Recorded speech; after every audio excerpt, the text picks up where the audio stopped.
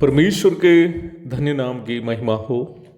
प्रभात मनन के सत्र 1354 में आप सभी का बहुत ही विनम्रता के साथ स्वागत करता हूँ। आइए आज का मनन के लिए हम पढ़ते हैं 1 तीमुथियुस अध्याय 4 पद 7।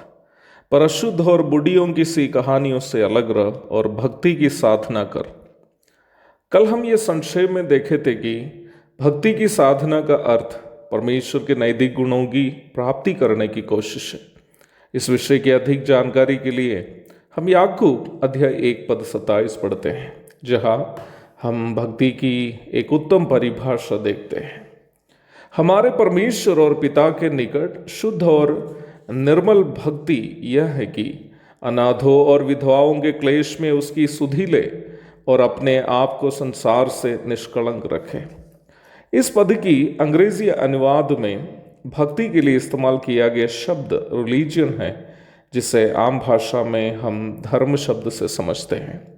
परंतु एक गहरा अध्ययन करने वाला कोई भी व्यक्ति यह बात अवश्य समझ सकते हैं कि भक्ति और परमेश्वर को प्रसन्न करने के लिए लोगों के द्वारा किए जाने वाले धार्मिक क्रियाकर्म दोनों एक ही है।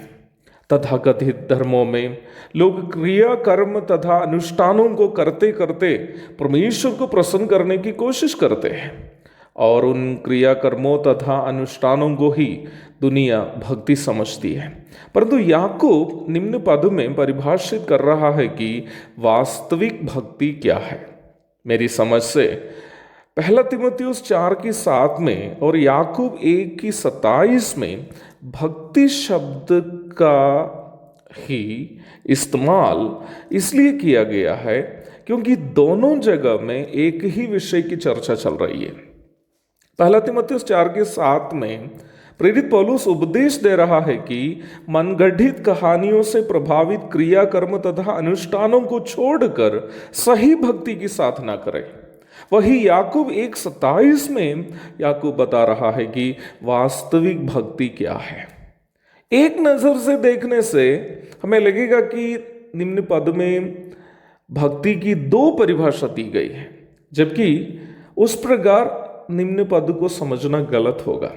सच्चाई यह है कि जैसे एक सिक्के के 2 पहलू होते हैं, जिसे हम हेड और टेल कहते हैं, और दोनों पहलू होने से ही एक सिक्का बनता है, वैसे ही भक्ति के 2 पहलू को संत याकूब निम्न पद में परिभाषित कर रहा है। भक्ति का एक पहलू यदि परमेश्वर के प्रति हमारी साधना है, तो दूसरा पहलू हमारे समान अन्य मनुष्यों के प्रति हमारी सहानुभूति है। I would like to explain this significant spiritual fact in English also for those who do not understand Hindi well.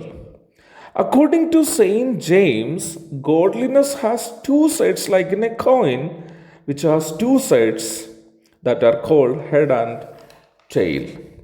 First and most important side of godliness is our devotion to God, and the other side is our compassion towards other human beings.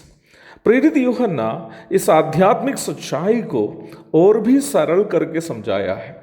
यूहन्ना के अनुसार भी परमेश्वर को प्रसन्न करने लायक भक्ति एक ही समय परमेश्वर से और भाइयों से प्रेम करना है।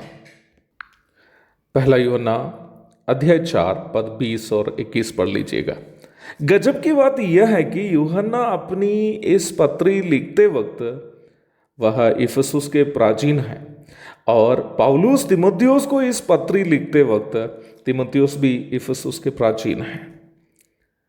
जब प्रेरित पौलुस तीमुथियुस को यह आज्ञा दे रहा है कि भक्ति की साधना कर, तो पौलुस के कहने का तात्पर्य यह है कि कर्म और अनुष्ठानों पर आधारित भक्ति नहीं जिससे परमेश्वर प्रसन्न होता है, बल्कि उस भक्ति की साधना कर जिससे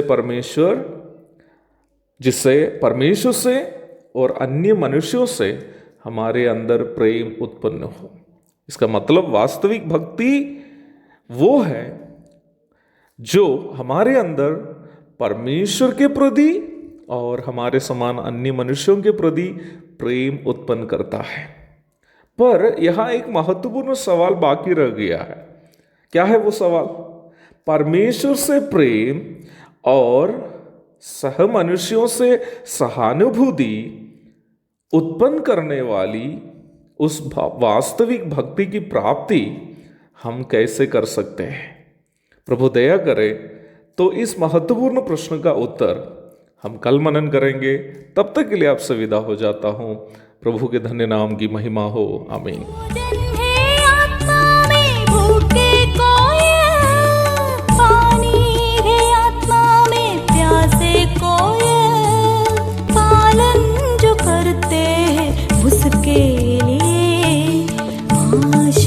पाने का साधन है ये वचन, प्यारा वचन, यीशु मसीह का प्यारा वचन।